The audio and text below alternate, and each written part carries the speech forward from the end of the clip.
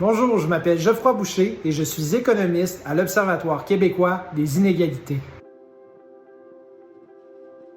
Tout dépend de la mesure qui est utilisée.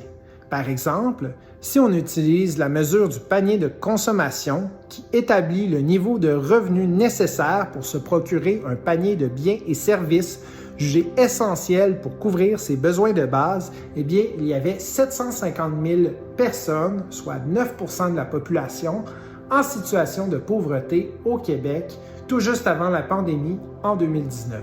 Par contre, si on se base sur la mesure de faible revenu, qui correspond à 50 % du revenu médian après impôt, ce chiffre monte à 900 000 personnes. Et si on se base sur la mesure de revenu viable, qui établit le revenu nécessaire pour envisager une sortie réelle de la pauvreté, on arrive à 1 500 000 personnes, soit 18 % de la population. Ces chiffres à l'échelle du Québec cachent toutefois des réalités fort différentes.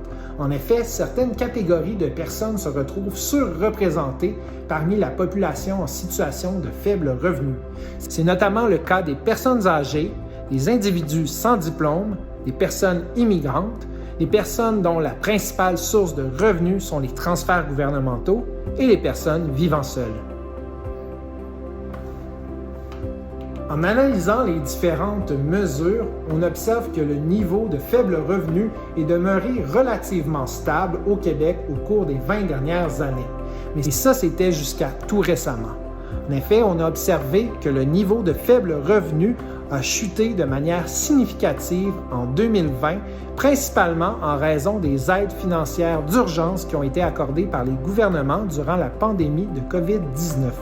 Ce phénomène démontre, selon certains experts, qu'il est tout à fait possible pour le gouvernement de produire des effets rapides et efficaces sur la distribution de revenus en adoptant des mesures qui visent à accroître le revenu des moins nantis.